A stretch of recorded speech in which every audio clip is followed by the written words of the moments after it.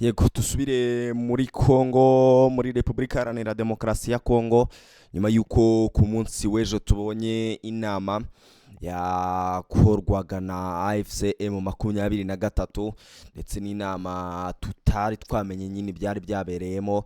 Rero hari byinshi bikubiye mu byaganiriwe muri iyi nama hagati ya AFC 23 nyine n'uruhande baganiraga, ndetse tugiye kumenya na byinshi mu byo baganiye ndetse n'imyanzuro bagiye bafata mu gihe rwose turaba tumaranye hano kuri The Quick Times News. Kanda subscribe, ukande like, ukande share, ubundi nkubwire byinshi bikomeje kugenda biba ndetse bigenda bigarukwaho mu mikoranire mishya ya AFCM 23. N'itangazo basohoye mu iri joro, n'itangazo nyine nje kugira ngo nkubwire gatanu kuri gatanu. Baratangira bati itangazo nomero 001 AFCM 23/2026. Alliance Fleuve Congo Mouvement du 23 Mars AFCM 23, abaturage ubumwe n'amajyambere. Kuri uyu wa kabiri tariki ya 25 Kanama 2026, ku biro by'ubuyobozi bwa politike bwa AFCM 23 habereye inama yo kugaragaza no gusuzuma imikorere yakozwe na komisiyo ishinzwe gusuzuma no gukurikirana imishinga y'ubufatanye bwa leta n'abikorera PPP yerekeranye n'umutungo itimukanwa ya leta iri mu gace ka Libere. Iyi nama yabereye imbere y'abagize ubuyobozi bwa politiki iyobowe n'umuhuzabikorwa wa politike Comrade Corneille Nangaa Yobero. Iyi yari inama ya gatatu y'akazi y'iyi komisiyo nyuma y'izindi nama ebyiri zabaye ku itariki 10 Mata 2026 no ku 10 Kamena 2026, nazo zabereye ku biro by'ubuyobozi bwa politiki. Komisiyo yagaragaje raporo y'ibyavuye mu nama ebyiri zabanje ndetse inagaragaza isuzuma ry'indi mishinga y'ubufatanye isigaye. Nyuma y'ibi biganiro hafashwe imyanzuro ikurikira: icyambere, kwihutira gusubiza leta uburenganzira bwayo ku mutungo wayo binyuze mu gutanga inyandiko zemeza uburenganzira bwo gutunga buri mutungo wose wa leta. Kubahiriza ingamba zo kurinda uburenganzira ku mutungo mesures conservateurs zashyizweho n'ubuyobozi bwa politike ku wa 6 Mutarama 2026, zibuza igikorwa icyo ari cyo cyose cyo kubaka ku butaka buri mutungo bwite wa leta. Muri make, iyi nyandiko igaragaza ko AFC 23 iri gusuzuma imikoreshereze y'umutungo utimukanwa wa leta hagamijwe gusubiza leta uburenganzira ku mutungo wayo no gukumira ibikorwa byo kubaka ku butaka bwa leta bitubahirije amategeko. Tugakomeza n'itangazo rya kabiri, naryo nyine ubwo ni kuri iyi page ya kabiri ikurikira. Itangazo ryashyizwe hanze na AFCM 23, tukaba turi kuri soma nyine turi kuri nyuramo kugira ngo turebe ibikubiyemo ndetse n'iby'inama yakozwe ku munsi w'ejo. Ubwo ni itangazo naryo rero rigira riti nabwo ku butaka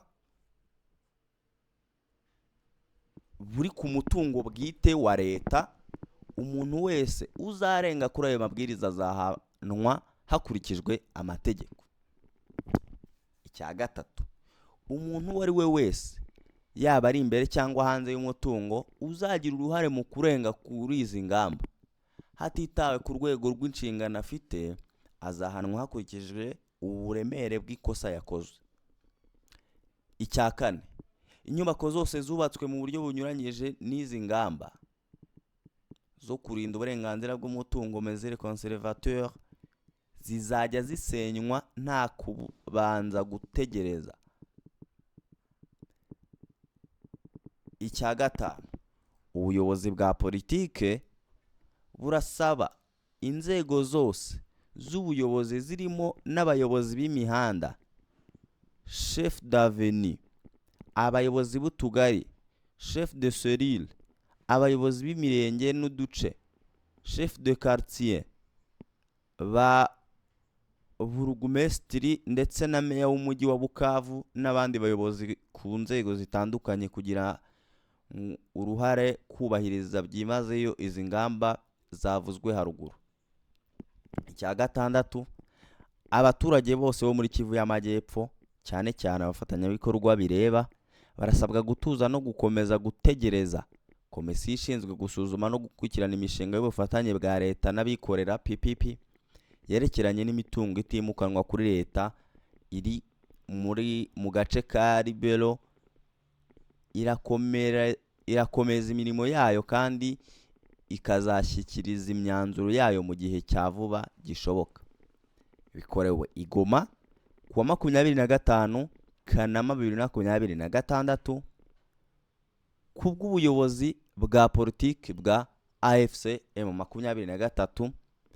Ni itangazo ryasinyweho n'umunyamabanga mukuru wungirije Delio Kimbulungu Munyanga. Tumaze kurebera itangazo, AFC 23 irasa naho yamaze gusa naho isubiza bumwe mu burenganzira yari ifite leta ya Kinshasa, kuko iravuga ko igiye gukaza ingamba ku mutungo wa leta muri Kivu y'Amajyepfo, ariko ikaba yemeye gutanga uburenganzira ku mitungo itimukanwa bamaze gukorera igenzura. Ni itangazo ryatanzwe ku munsi w'ejo tariki 25/2026 nyine. Itangazo ryatanzwe nyuma y'inama yabereye ku biro by'ubuyobozi bwa politike bwa AFC 23, aho komisiyo ishinzwe gusuzuma no gukurikirana imishinga y'ubufatanye bwa leta n'abikorera izwi PPP yagaragarije ubuyobozi raporo y'imirimo yari imaze igihe ikora. Bakubwira ko ari inama yari iyobowe n'umuhuzabikorwa wa politiki wa AFC 23 Colonel Inanga Yoberawe. Rero iri tangazo uribaza uti icyo rivuga ndetse n'impamvu rishobora kugira ibisobanuro ku bantu bafite umutungo cyangwa ibikorwa by'ubucuruzi cyangwa imishinga y'ubwubatsi mu bice bitandukanye. Mbere na mbere, AFC 23 ivuga ko iyi nama atari iya mbere bakoze. Bavuga ko ari inama ya gatatu.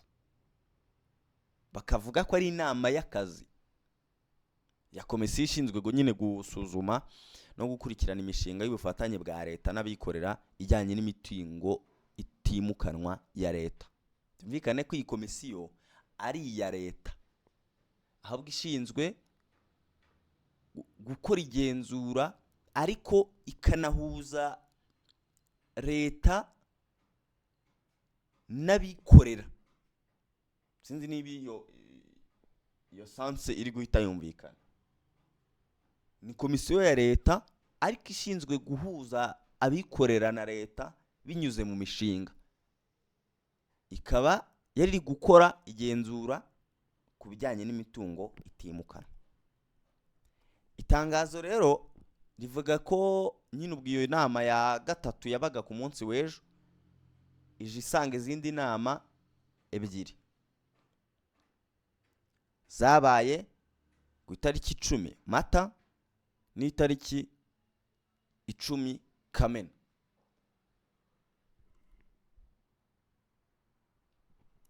Muri iyi nama ya gatatu, komisiyo yagaragaje mbere na mbere raporo y'ibyavuye mu nama ebyiri zari zabanje, ndetse inagaragaza isuzuma ry'indi mishinga y'ubufatanye iri hagati ya leta n'abikorera imishinga itari yaraganiriweho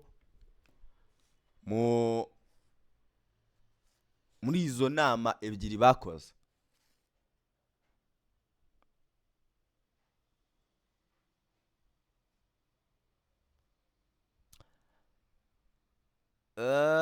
Nyuma y'ibyo biganiro rero hafashwe imyanzuro itandukanye.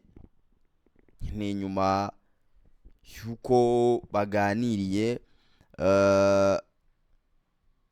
bakemeranya byinshi, birasa naho byatangiye kujya ku murongo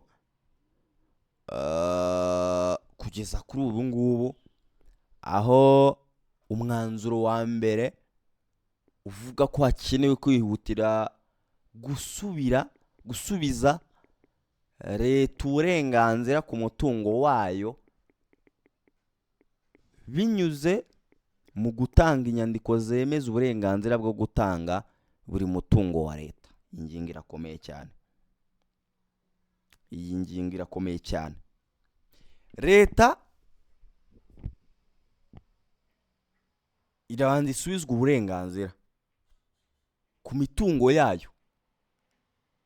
Byumvikane ko birashoboka ko AFC 23 hari imitungo ya leta yari yarafatiye, kuko bari buze gusubiza uburenganzira leta. Iyo mitungo rero ubwo byumvikane ko ihari. Leta yari ifite imitungo M23 yari yarayifatiye mu gihe iyi komisiyo yari iri gukora isuzuma.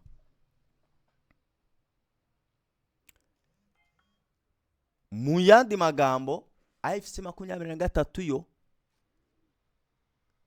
ivuga ko ishaka ko imitungo ifatwa nk'iya leta igira ibyangombwa bisobanutse, kugira ngo hatagira abantu cyangwa abandi bafatanyabikorwa bayigira iyabo mu buryo bunyuranyije n'amategeko cyangwa amabwiriza yashyizweho.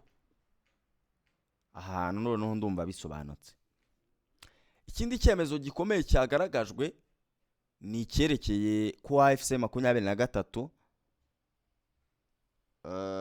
nyine ku cyemezo cyayo yise mesure de conservateur, ingamba nyine z'agateganyo zo kurinda uburenganzira ku mutungo. Mu itangazo batubwiye ko izi ngamba zashyizweho ndetse zashyizweho tariki ya 6 Mutarama 2026, kandi ko zibuza ibikorwa by'ubwubatsi ku butaka bwa buri mutungo wose, umutungo bwite wa leta.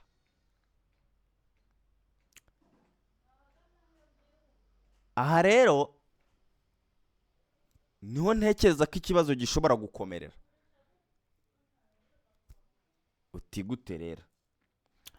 Iri tangazo rivuga ko mu buryo busobanutse umuntu wese uzarenga kuri izi ngamba azahanwa hakurikijwe amategeko.